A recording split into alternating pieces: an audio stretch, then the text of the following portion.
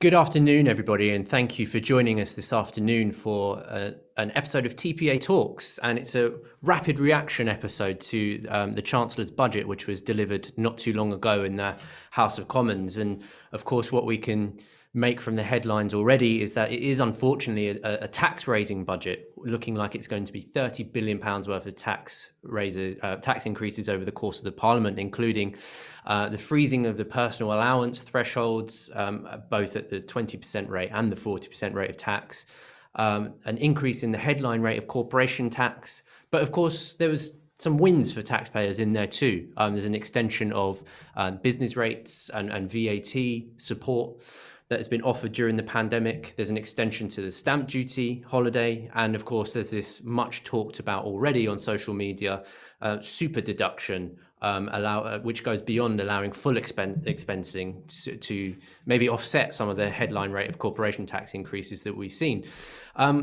We're joined by a great panel today, and we've only got half an hour, so we're going to get straight into it. We're joined by Mike Denham, who's the chairman of the Taxpayers Alliance, and he's a former Treasury and City economist. We're also joined by Georgie Frost of This Is Money, and we're also joined by the Right Honourable Andrea Leadsom MP. I wonder, given that time is a factor, I wonder if Mike, if you would get going for us, just to set out, some broad brush what you think this budget means for taxpayers, and whether there's anything in the figures that you've seen already. So I'll hand over to you, Mike. Well, thanks, John. Well, I think, as you've already said, it was a bit of a mixed bag. I mean, in the short term, I don't think any of us, even at the Taxpayers Alliance, would say other than the Chancellor should have gone on supporting the economy. Indeed, he picked up several of the ideas we put out in a note last month. So I think basically in terms of what he's done in the short term, I think as taxpayers, we can say, well, given the crisis, given what we have to do to make sure the economy recovers, he's done the right thing, despite the fact that it's obviously building up the public debt a bit more. I think it is the longer term where we have some serious concerns. As you say, he's pushed up the tax take by over 30 billion by the middle of the decade. And just over half of that comes from the 6 percentage point increase in corporation tax, and another quarter or so comes from the freezing of personal allowances and thresholds. There are various other bits and pieces in there as well, but that's the nub of it. And in freezing thresholds and so on, I mean, you mentioned I was a Treasury economist. I was actually at the Treasury when Geoffrey Howe did this back in 1981. When he froze various thresholds in order to try and address a big fiscal deficit.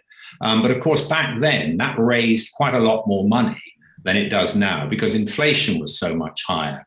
But nevertheless, that is quite a savage increase overall. And if you look at the total tax burden now that's forecast by the OBR, by the middle of the decade, it goes to the highest level bar 1 year for the last 70 years. And that 1 year was 1969-70, which of course was, well, for those of us who are old enough to remember, was the year that Roy Jenkins imposed quite a savage squeeze. And of course, Labour lost the subsequent election, which I'm sure will have been very much in Mr. Sunak's mind. But overall, that is quite a savage squeeze. And I think it has had an impact on the growth projection. The OBR is forecasting growth for around 1.75% per annum by the middle of the decade. And that's reverting back to the average growth rate that we had during the teens from 2010 up to the epidemic. So in longer term, well, we might come back to this, we need to lift Britain's growth rate. But clearly this budget, if anything, is depressing Britain's growth rate. Just a quick word on that capital allowance point you made, the so-called super deduction. The OBR, I think quite rightly, point out that improves the fiscal situation in terms of bringing in extra, that costs money in the short term. But of course, it's going to boost capital investment, hopefully over the next 2 or 3 years. But by the end of the period, it's gone into reverse because the implication is that companies are going to bring investment forward so that by the time you get to the middle of the decade, they'll have already done the investment. So investment will be tailing off again. So actually, it's not. It helps in the short term, and I think it was a good idea. I'd much rather see private companies doing investment than these big big public sector infrastructure schemes just throwing money at those, because they don't always work. So overall, a mixed bag, but I think taxpayers should be concerned about where it's going in the medium term. Okay, Mike, thank you very much. I wonder if I could go straight to Georgie, just for your general reaction, and do pick up on any specifics that you noticed this afternoon, if indeed there were, that you did notice any. There were a few things. Yeah, there were a few. I'd say it was a bit of a mixed bag. We didn't get a huge amount of detail, things like spending. I would have liked to have seen a bit more on that. But look, I understand that the Chancellor is hamstrung by a number of things. One is the manifesto promise, and not to raise income tax, VAT, or national insurance. He didn't do that. And I suppose as a personal finance journalist, that's one of the things that I'm looking at particularly, is the freezing to income tax, but also not just that, inheritance tax, CGT and pension, lifetime pension allowance as well.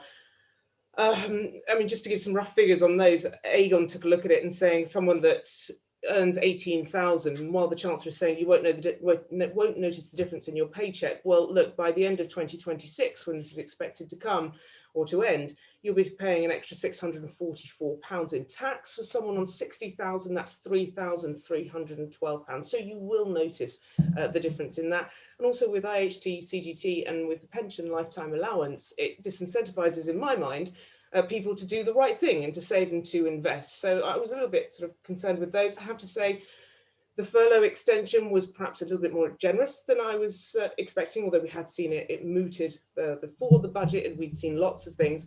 One thing that's disappointed me throughout and still continues to disappoint me is help for the self-employed. We did get now those people who are newly self-employed, 2019, 2020, so long as they've submitted their tax return, of course, will be included in the 4th and 5th self-employment grants, as they should be. But the Chancellor is saying, well, that could be 600,000. Well, we're saying that perhaps there's almost 2.5 million who've missed out.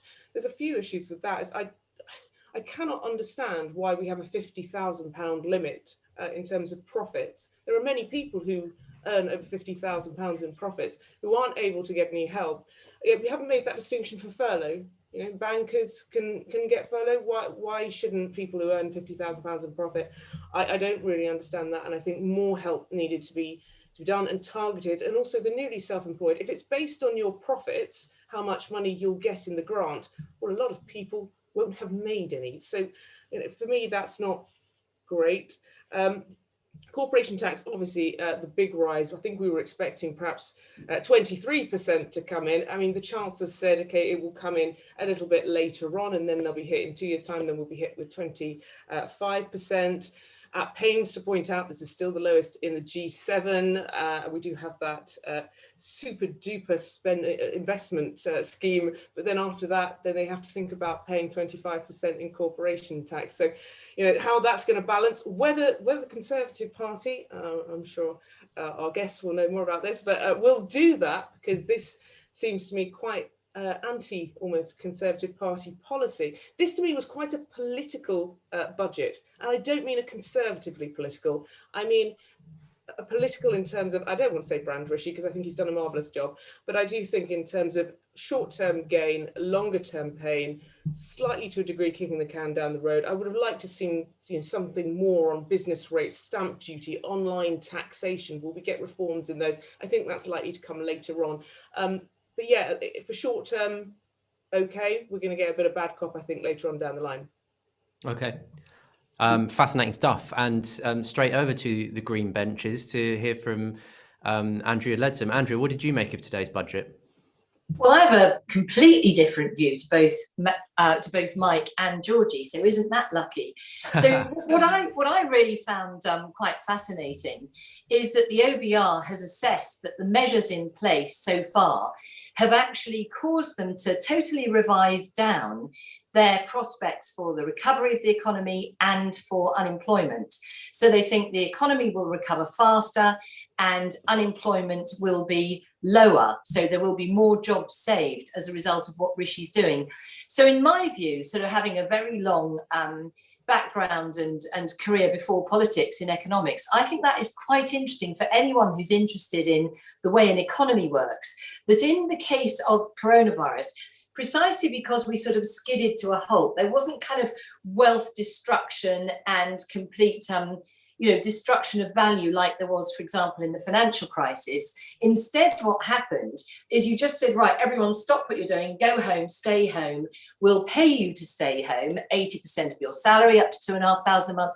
So actually, what I think this is a big bet on is the fact that people are going to come screaming out of their houses and want to spend the savings that they have. And we have seen that savings have lifted, that the amount of household debt is reducing, relatively speaking. So actually, if we do see a real recovery in sort of household demand, in people's enthusiasm, in their desire to get back to work, leaning into the kind of kickstart schemes and all of the measures that Rishi is taking to help people with retraining and so on.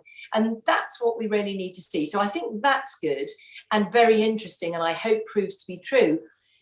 On the other side, I also actually, as a fiscal conservative myself, I also think we do need to look at the public sector balance sheet. You know, I mean, these sums, 407 billion this year and next, will be borrowing. I mean, these are unbelievable telephone numbers.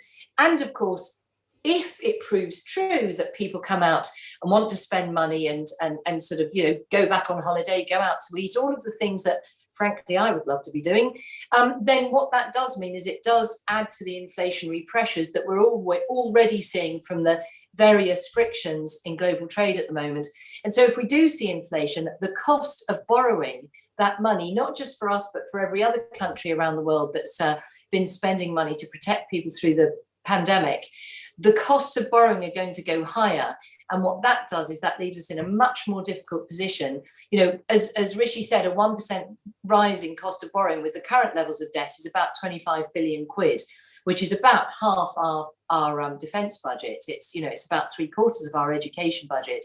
These things are not trivial. So when we talk about where are we going to get the money back from, that is a complex question. And I certainly think not raising headline taxes, but merely freezing thresholds is a good way to do it. I think the corporation tax rise is extremely regrettable, and I'm very glad it's deferred until 2023. And again, as was pointed out, it obviously only applies if you have profits, and the ability to carry back tax losses, I think, will be very useful to many businesses. But I'm very excited about this super deduction. This is going to be the new term, isn't it? The super deduction. Because actually, pre the pandemic, right from my time on the Treasury Committee back in 2010 to 2014, we were talking about the productivity puzzle and the fact that we're, oh my goodness, even worse than the French in productivity terms and the Americans, big competitors.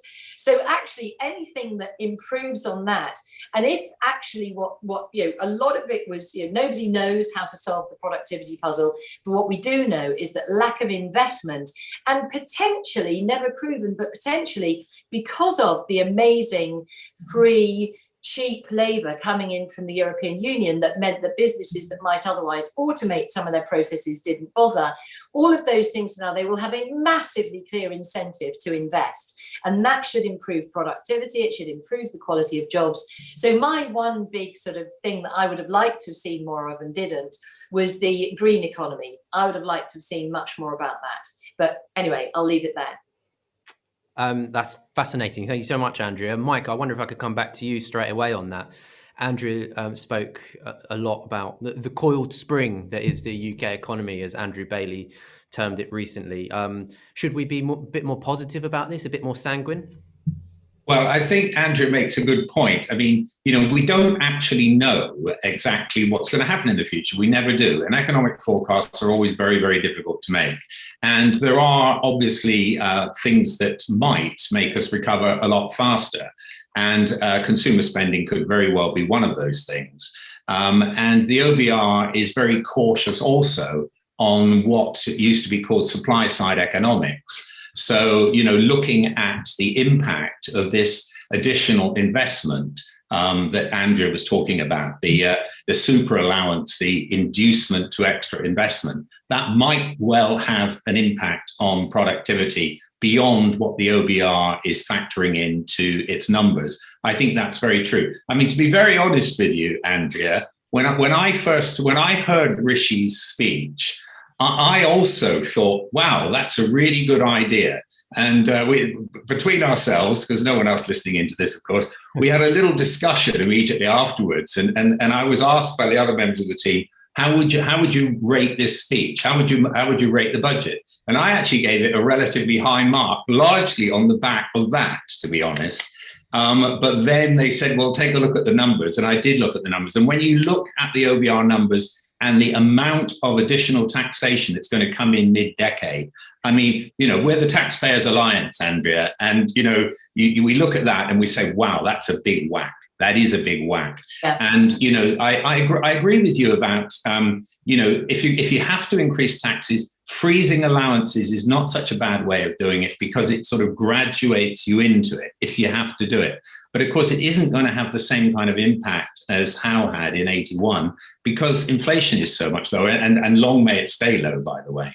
Yeah, but Mike, you're kind of arguing against yourself because of lower. The pain felt by consumers is proportionately lower. And of course, the built-in rises in the tax thresholds for next year will remain. So at a time when people are potentially still sort of struggling and so on, that tax threshold will not be frozen. It will be lifted and then frozen for one more year. But I just would like to ask you about, what do you think about the nudge factor? I know the taxpayers' allowances absolutely exist to ensure that there is sort of free and low tax, fair and low taxes. But at the same time, there are some nudge factors involved with this. So what I like about this super deduction idea is actually the way it will force businesses to think. And always, as someone who was, I think, well known to be a strong Brexiteer, one of the big problems I had was that the very low wage economy in the UK, directly as a result of free movements, no question about that, meant that employers not only could keep wages down. And if you remember, Stuart Rose, Chief Executive M&S at the time, said, the problem with Brexit is it means wages will rise. And I was like, hang on a minute, is that actually a problem? So we genuinely have had in the past this issue whereby businesses have found it much easier not to bother to invest. So I think the nudge aspect of it is what really attracts me, because what they'll be faced with is a rise in corporation taxes and a very clear incentive to spend all of their profits to avoid not only the corporation tax, but also to get their business more productive, which is a good thing. It's a win-win. That's fascinating discusussion. I wanted to bring Georgie in on quite a specific point. Georgie, I wouldn't mind if you talk about stamp duty. Do you think the 3-month delay is just sort of moving the problem to the end of June as opposed to the end of March? That sort of pinch point of cliff edge of people's house purchases. And also, if you will, a quick mention on the 95% mortgage guarantee. Yeah, I'm stuck on the stamp duty. Look, we knew that house prices had gone up, were rising quite quickly. People wanted to move. I appreciate the Chancellor didn't expect that to happen when he brought in this tax stamp duty holiday. It's a hated tax anyway, so it's ripe for reform. But be that as it may, we had the holiday. And actually looking at the figures, it's a bit of a false economy because the amount that house prices had gone up way exceeded what the average saving, which is about £3,000, and house prices have gone up, I think, around about £16,000 on average. So look, in that environment, I'm a bit dubious about it. But look, there were people who had started the process. They hadn't expected that lockdown number 3 would come along. It's a big blow if you've reached that deadline and all of a sudden your £15,000, you've got to find that down the back of the sofa that you hadn't expected. So the 3-month extension for those already in the process, I think, is welcome. He's then said up until September it will be 250,000, which is a doubling of what the allowance is already. hundreds of thousands of property prices could fall through. But mine is perhaps a bigger picture in this. I think it's a regressive stamp duty tax anyway. I remember the days when it was just a straight up of the 1% and that was it. And now it's all over the shop. I mean, it can cost absolutely thousands. It stops people from moving. Older people, perhaps in larger houses, are being disincentivized to move, and therefore second steppers, families can't move up. In terms of the mortgage guarantee, look, one of the biggest problems, depending on where you are in the country particularly, is raising a deposit. Many people can afford to pay the mortgage, but they cannot afford the huge deposits. I think in London, we're looking at 90 to 100,000 on average in some places. You know, it will be welcome what it did last time. It was based on the Help to Buy number 1 that ended in 2016. It's supposed to stimulate the market because as a result of coronavirus, we've seen these 95% mortgages disappear. I think there was 5 last month on the market, from about 400 a year before. So it's very difficult for people to, even 10% deposit for people to get on the housing ladder. And I think this will be good. My only problem is, as someone who's looked at the housing market through the years and all of these measures that we've had, Help to Buy, all these sort of things, tinkering. And sometimes I think you just need to let something fall. Maybe. I just think all of these incentives that we have to try and make people buy, it artificially inflates prices in certain areas, and sometimes let's just let the market settle itself. If they think that after the stamp duty holiday we will see, you know, transactions fall, and transactions are very important to the economy generally, then I can understand why this might be a good thing. Shelter actually say that after, as a result of Help to Buy number 1, it actually increased prices by 1.4%, but we're looking at 8.5% increase from last year alone. So that's all I'll say about it. It's great to have the options for those people who don't have the bank of mum and dad to fall on. Just to sort of round that point off, instead of subsidising demand for housing, should we be looking to increase supply?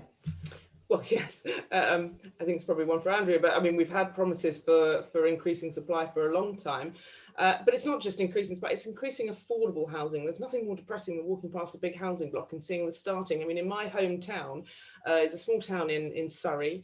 It's got a new housing development. There's 100 and something new houses. Starting price for 1 bedroom, and this is 30 minutes out of London, is 417,000 for 1 bedroom. 417,000 for a 1 bedroom. That is ridiculous. So it's not just supply of properties generally, it's supply of affordable housing. And I don't just mean for those on the lowest, right? I mean, for everyone to be able to afford those sorts of figures in the place where they were raised and grew up. Okay, thank you. I should say at this point, I should declare an interest and say I've been a very glad recipient of the stamp duty holiday in the last few months. So I should declare that interest. Mike, just to go back to you, Andrea made a very compelling case for helping to solve the productivity puzzle. And maybe that's sort of some of the key elements to the super deduction that we're hearing about. And then you, of course, mentioned growth as well, and how we can boost growth. What else would you have done in this budget to have boosted our growth rate? Well, I think at the end of the day, the growth that we want to see, or that I want to see, is basically private sector growth. So I think that the best way of one of the good ways, I mean, we all probably know that there is a kind of hierarchy of how much damage different types of taxes do. And right at the top of that hierarchy in terms of economic growth are corporate taxes, business taxes. And Rishi's basically picked off business taxes as being the target for this. So, I mean, it is very difficult. You know, we all understand it's difficult. And I give Rishi marks for not succumbing, in this budget at any rate, to the pressure that he's been under from a lot of people right across the political spectrum to stop worrying about holding down spending because borrowing costs are low or whatever, and we don't want any more austerity. And I take my hat off for him because he didn't, as I read the numbers, he hasn't actually put extra dollops of spending in to any great significance here. So he has at least not given us that problem. But I don't think I would have done as much on business taxes. That's all I'm saying, just as quickly as that. Okay. And talking of businesses more generally, Andrea, as a former business secretary yourself, what about the long-term challenge of business rates? It seems to be if you go onto a high street, for instance, it's what local businesses will complain most about. What's the long-term challenge of reforming business rates, and what can we do to make them more bearable in the future? I mean, fundamentally, the problem is everybody hates business rates, but they are absolutely crucial to the Chancellor's tax take. You know, I see today, I was just looking at the Where Money Comes From report in the Red Book, and it appears for some reason to suggest it's only 25 billion in business rates. Whether that's just because it's this year because of the business rate holiday, I'm not sure. I've not got to that level of detail yet. But anyway, whether it's 25 or the more normal 40 billion, it's a huge amount of money that you couldn't easily say, oh, well, let's just scrap it because it's damaging the high street. So, you know, the government has put in a lot of plans to try and revitalise high streets. And there is an element here of businesses, notwithstanding business rates, are undergoing some sort of transformation. You know, high streets are now much more leisure focused. People want to go and have a cup of coffee and maybe find entertainment rather than just go and do their weekly shopping. So I think there is a kind of a transition of the high street anyway. Obviously, we've got this huge problem with online versus the high street, and therefore business rates that are very unfair, making it, you know, I've got businesses in my patch where a toy shop, I remember a lady saying to me, in her toy shop, she'll have a customer come in, look at toys on the shelf, see how they work, and then go onto their device and order it on Amazon because it's a couple of quid cheaper. And that, when you're up against that, it is extremely difficult to allow the high street to continue to thrive, even without business rates. But then, of course, you've got all of the different categories of business rates as well. And, you know, that I know that the government is looking at a whole scale reform of the overall system of business rates. And yeah, I mean, it's never going to be easy because it is such a significant sum. But I certainly think rebalancing it better to avoid actual, you know, terminal damage to our high streets is key, because nobody wants their high street to be gone and all you can do is online shopping or go to a cafe. But on the other hand, businesses very genuinely have false incentives. And, you know, I think a good example of that is how if you have an out-of-town retail store, that's paying one set of business rates, whereas if you have a great big Amazon warehouse next door to that out-of-town retail store, it's not paying the same level of business rates at all. So there's definitely the scope for reform. And, you know, as I understand it, that is underway. Okay, thank you very much. And just like that, as if, you know, it was only 2 minutes ago I was starting the event, our half hour is up. I want to thank all of our guests this afternoon. And I know Georgie mentioned in her comments that she felt that this was quite a political budget. One version of that is that Rishi is increasing the tax burden in order to cut it at a future date, perhaps closer to the election, who knows? But I hope that version bears out to be true, given we are under the biggest tax burden for 70 years. But I'll just end by thanking our panelists, Mike Denham, Chairman of the Taxpayers Alliance. And we've got Georgie Frost as well, who is fantastic on housing and is of This Is Money, and of course the Right Honourable Andrea Leadsom MP. So over and out. Thank you very much, and good afternoon to you all.